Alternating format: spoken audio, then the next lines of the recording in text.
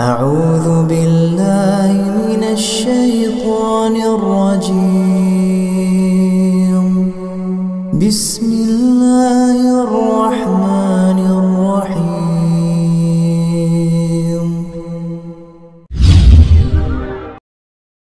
Assalamualaikum warahmatullahi wabarakatuh. Alhamdulillahi rabbil alamin wa bihi nasta'inu ala umuri dunya waddin. Wassalatu wassalamu ala asrafil anbiya'i wal mursalin nabiyyina Muhammadin wa ala alihi wa sahbihi wa man tabi'ahum bi ihsanin ila yaumiddin. Subhanaka la ilma lana illa ma 'allamtana innaka antal alimul hakim. Qala Allah ta'ala ya ayyuhalladzina amanu taqullaha haqqa tuqatih wa la tamutunna illa wa antum muslimun. Wa qala Rasulullah sallallahu alaihi wasallam fa inna asdaqal hadithi kitabullah wa khairal hadi hadi Muhammadin sallallahu alaihi wasallam wa syarrul umuri muhdatsatuha fa inna kulla muhdatsatin bid'ah wa kulla bid'atin dhalalah wa kulla dhalalatin finnar.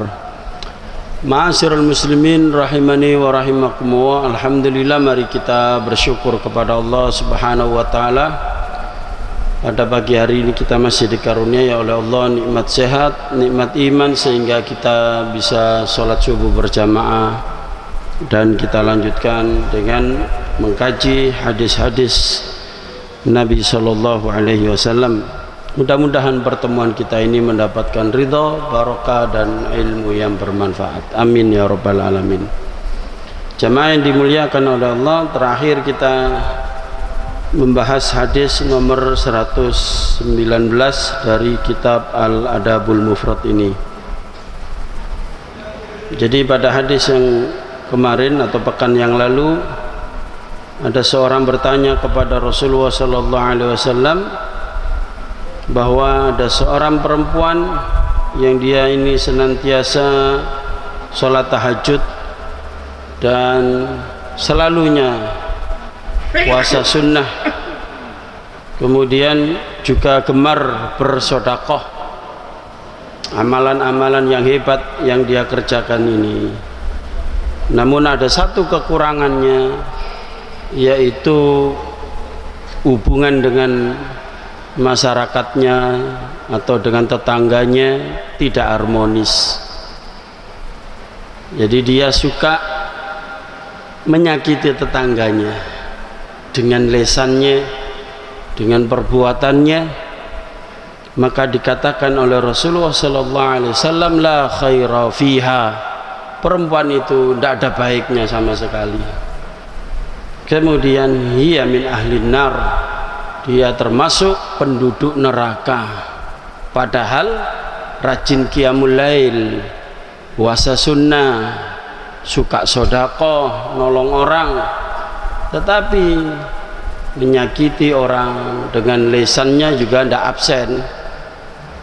Menyakiti orang atau tetangganya dengan perbuatannya juga sering dia kerjakan. Maka jamaah yang dirahmati oleh Allah, maka penting bagi kita memperhatikan interaksi sosial kita dengan teman, tetangga, saudara. Jangan sampai kita itu ada celah, ya. Allah punya alasan bagi kita untuk masukkan ke dalam neraka gara-gara kita menyakiti tetangga. Tentu ini sesuai dengan koridor syar'i, ya. Tidak berlaku bagi tetangga, teman, saudara yang menghina, memusuhi Allah, Rasul dan Islam. Jamaah yang dimuliakan oleh Allah. Yang kedua, ada perempuan yang dia ini mengerjakan yang fardu-fardu. Dia kerjakan, sudah beres sholat 5 waktunya, puasa Ramadan juga dia kerjakan, dan sedekah dia lakukan, namun tidak banyak karena dia ya ekonominya pas-pasan. tetapi dia sangat menjaga hubungan baik dengan sesama manusia, terutama dengan tetangganya. Tidak pernah menyakiti hati tetangganya, tidak pernah menyakiti dengan perbuatan maupun lesannya. Maka kata Rasulullah sallallahu alaihi wasallam, "Hiya min ahlil jannah." Dia adalah termasuk perempuan penduduk surga. Oleh karenanya hadirin sekalian, pantaskan diri kita agar dipilih oleh Allah menjadi calon penghuni surga.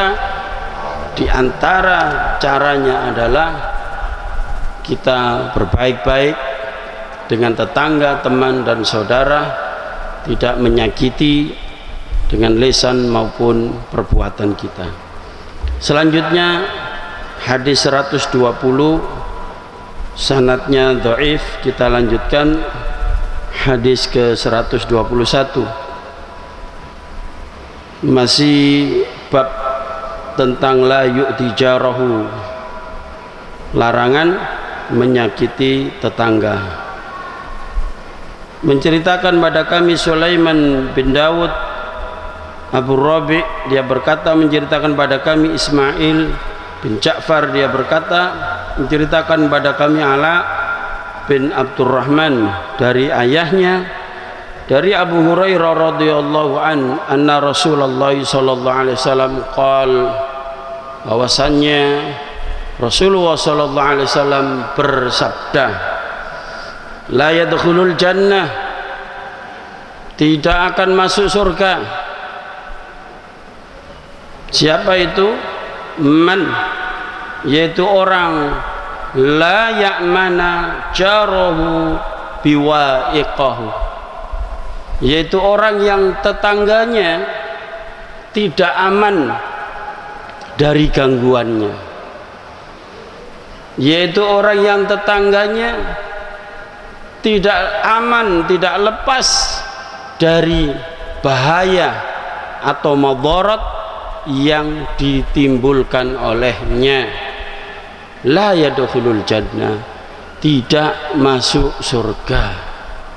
Jamaah yang dimuliakan oleh Allah, jadi kita masuk surga itu tidak hanya cukup hubungan baik dengan Allah Ta'ala, tapi juga harus baik dengan sesama muslimin, terutama muslimin yang ada di sebelah kanan kiri kita, depan belakang, yang kemarin sudah dijelaskan radius ya, 40 rumah ke depan, belakang, kanan dan kiri, terutama yang paling dekat pintunya dengan rumah kita, itulah tetangga.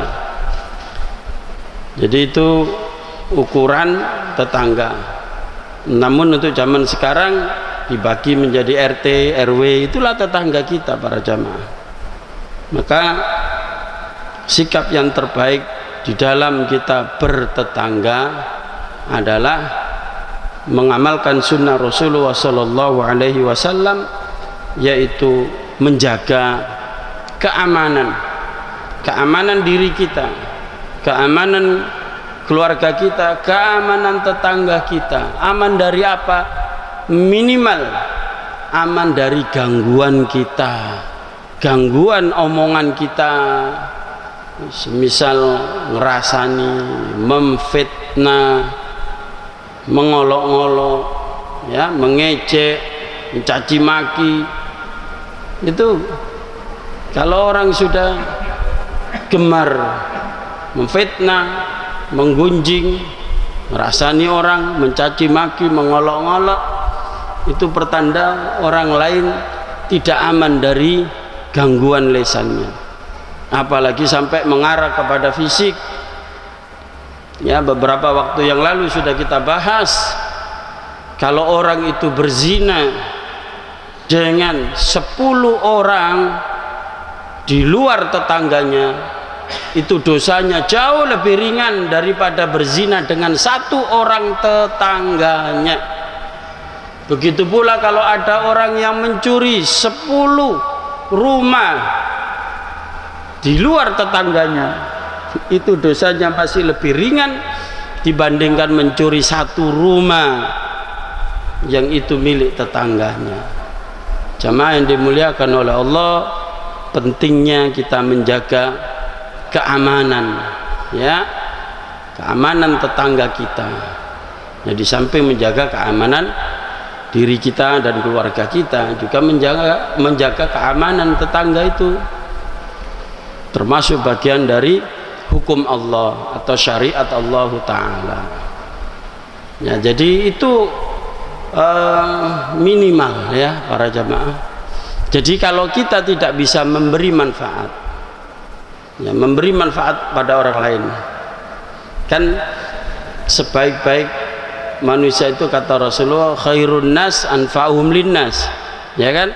Sebaik-baik manusia itu yang manfaat untuk orang lain, ya, manfaat untuk keluarganya, manfaat untuk tetangganya, dan seterusnya. Manfaat, memberi manfaat. Kehadiran kita di tengah masyarakat, menjadi anggota masyarakat itu, di mana saja kita bertempat tinggal, manfaat untuk lingkungan kita, untuk tetangga kita, manfaat. Jangan orang lalu dengan kehadiran kita yang asalnya naudzubillah min dzalik, yang asalnya aman karena datang kita, menjadi tidak aman. Jangan, kita tebar manfaat. Kalau tidak bisa memberi manfaat, kalau ada orang lain memberi manfaat, dukung, bantu gitu ya, bantu. Misalnya kita tidak bisa bantu seperti masa sekarang ini, kan banyak orang isoman Pak ya, isolasi mandiri yang karena sakit ya, kena COVID, atau dia memang isoman karena memang di PHK karena pengurangan tenaga kerja, bukan work from home ya, bukan kerja dari rumah, karena memang dia di rumah terus. Nah, kita perhatikan, barangkali ada tetangga kita yang seperti itu ya, karena memang ada pengurangan karyawan sehingga dia tidak bekerja. Nah, yang seperti itu kita bantu para jamaah sebisa kita, semampu kita. Kalau kita tidak mampu, kemudian ada yang bagi-bagi sembako misalnya, ya kita bantu ikut membagi, atau paling tidak kita kasih informasi kalau kita memang sudah lama tinggal di kampung itu, ada memang keluarga-keluarga yang mana yang membutuhkan ya. Jadi tidak mesti harus kita, artinya apa, kalau kita tidak mampu ya urun tenaga gitu, menyampaikan informasi, data-data mana keluarga miskin dan seterusnya, atau kita salurkan kepada yang memang sangat-sangat membutuhkan. Tidak bisa seperti itu, jangan malah membebani orang lain, membuat kacau di tengah kampung ya, suka bertengkar, suka memfitnah, naudzubillah min dzalik. Hal-hal seperti itu bukan sikap seorang muslim para jamaah. Nah, begini kata Rasulullah, tidak masuk surga orang yang tetangganya tidak aman dari bahaya atau bencana yang ditimbulkan olehnya. Naudzubillah min dzalik. Sehebat apapun sholat jamaah kita, ngaji Quran kita, faham kita tentang din, akidah kita mantap, akhlak kita mulia, nah harusnya ketika akidah kita lurus, ibadah kita benar sesuai tuntunan Rasulullah SAW, maka tercermin dari akhlak, karena akhlak itu buah dari satu tanaman yang akarnya menghujam ke dalam bumi ya, kemudian pohonnya menjulang ke langit, serta buahnya datang atau ada pada setiap musim. Itulah gambaran orang-orang yang beriman, yang bertauhid kepada Allah, akhlaknya mulia, membawa manfaat seperti buah kurma itu ya. Siapapun yang memakan buah kurma, baik muslim maupun kafir, pasti dapat nutrisi dari buah kurma yang sangat banyak manfaat, bahkan bisa dipakai sebagai dalam tanda kutip penyembuh dari penyakit baik fisik maupun psikis ya. Ya, seperti kurma ajwa itu kan, setiap pagi kalau kita makan kurma ajwa 7 butir maka kata Rasulullah SAW kita akan dihindarkan dari gangguan syaitan, ya, dari penyakit yang ditimbulkan oleh syaitan jin. Nah itulah gambaran orang beriman itu, manfaat untuk masyarakat atau terutama orang yang terdekat dari tempat tinggalnya, yaitu tetangga. Kemudian selanjutnya bab la tahkiranna jaratun li jaratiha walau firsina syatin, yaitu larangan menganggap remeh pemberian tetangga walaupun hanya sekedar memberi daging yang sedikit, ya, tulang yang bercampur daging. Jadi sini firsina syatin itu kalau bahasa kita itu ya kikil kambing. Kalau kikil kambing itu kan nggak ada dagingnya, ya kikil itu apa Pak? Kaki, ya, kaki bawahnya lututnya kambing itu bagi orang Arab tidak biasa. Orang Arab makannya dagingnya dari binatang, karena memang daging yang terbaik itu kambing, ya, dagingnya bukan jeroannya. Nah di sini kikilnya gitu ya. Mari kita simak hadisnya, hadis ke 122. Menceritakan pada kami Ismail bin Abu Uwais, dia berkata, menceritakan padaku Malik dari Zaid bin Aslam, dari Amru bin Mu'ad al-Ashhali, an jaddati, dari an jiddati, dari neneknya, annaha qalat, bahwasanya neneknya berkata, qala, bersabda, li, kepadaku, Rasulullah sallallahu alaihi wasallam. Jadi nasihat Rasulullah sallallahu alaihi wasallam, ya nisa'al mu'minat, wahai perempuan-perempuan mukminah, la tahkiranna imra'atun minkunna li jaratiha, janganlah seorang perempuan meremehkan, ya, janganlah seorang perempuan dari kalian meremehkan pemberian dari tetangganya. Ya, kenapa kok perempuan? Maaf ya Bapak Ibu, karena memang yang sulit jaga lisan itu perempuan. Jadi begitu ada peristiwa langsung direspon dengan lisannya, ya, sehingga Rasulullah menasihati, ya, supaya jangan meremehkan, jangan mengomentari buruk pemberian tetanggamu. Wahai perempuan mukminah, jangan kamu mengomentari buruk atau meremehkan barang yang diberikan oleh tetanggamu kepadamu, walau qura'un syatin muhraqun, walaupun itu hanya sekedar tetanggamu itu memberi kikil kambing, kaki kambing itu yang dibakar, muhraqun, yang dibakar, sudah kikil dibakar. Kikil digodok kan enak Pak, mahal harganya, ya, apalagi kikil kambing. Kalau dibakar, saya belum pernah makan kikil yang dibakar, kayak apa. Kalau waktu masaknya mungkin ya setelah dipotong kemudian apa itu Pak, dibubuti apa, dihilangkan bulunya, itu kan perlu dibakar kalau itu. Tapi kalau sudah hilang, kulitnya sudah hilang, tinggal ya tulang sama kikilnya itu, nah itu biasanya di apa ini, dimasak, ya, akan dibakar. Nah ini kata Rasulullah, walaupun itu kikil yang dibakar, mungkin ya enak juga mungkin ya kalau dibakar, nggak dikuah. Nah, tapi ini sabda Nabi Shallallahu Alaihi Wasallam. Jadi meskipun tetanggamu itu bukan ngasih dagingnya, tapi ngasih balungnya, tulangnya. Ada sedikit lah, ya banyak tulangnya daripada dagingnya.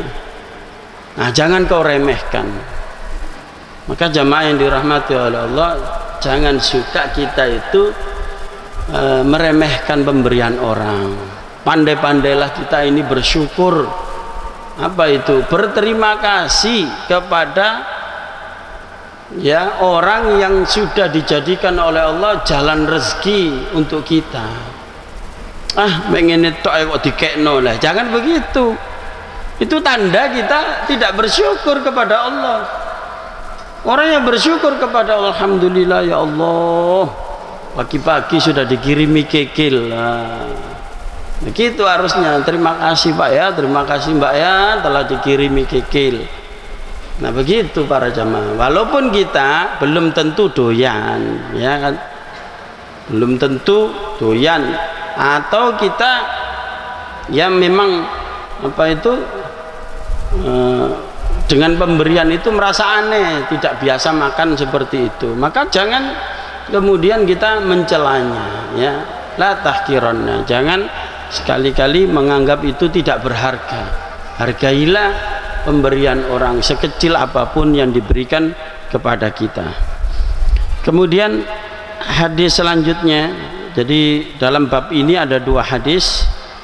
Yang kedua hadis 123, menceritakan pada kami Adam, dia berkata menceritakan pada kami Ibnu Abi Dhi'b, dia berkata menceritakan pada kami Sa'id Al-Makburi dari ayahnya, dari Abu Hurairah radhiyallahu an, qala, bersabda Nabi sallallahu alaihi wasallam, ya nisa al-muslimat, wahai perempuan-perempuan muslimah.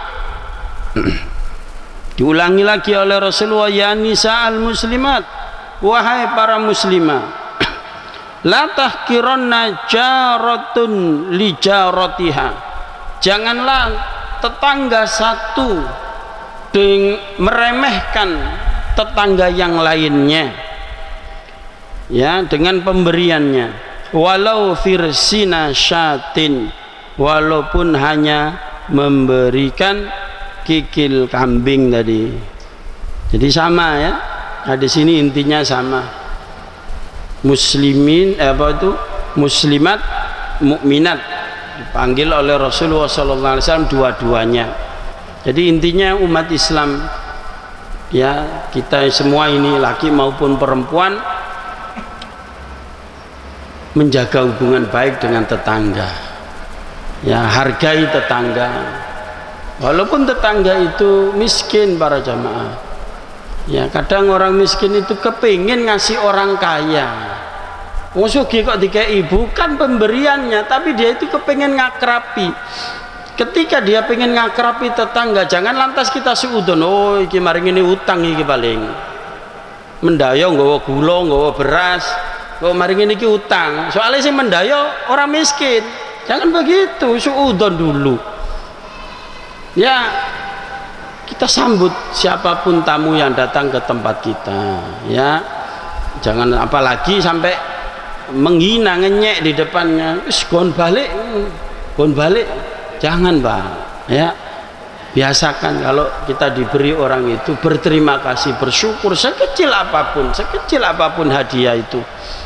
Maka kalau kita ini pandai bersyukur, maka Allah pun senang kepada kita, Allah cinta kepada kita, Allah akan tambah rezeki kita. Begitu pula manusia akan mencintai kita. Demikianlah jamaah yang dimuliakan oleh Allah, mudah-mudahan bermanfaat. Kurang lebihnya mohon maaf. Aqulu qouli hadza astaghfirullahal azim li wa lakum. Subhanakallahumma wa bihamdika asyhadu an la ilaha illa anta astaghfiruka wa atubu ilaik. Assalamualaikum warahmatullahi wabarakatuh.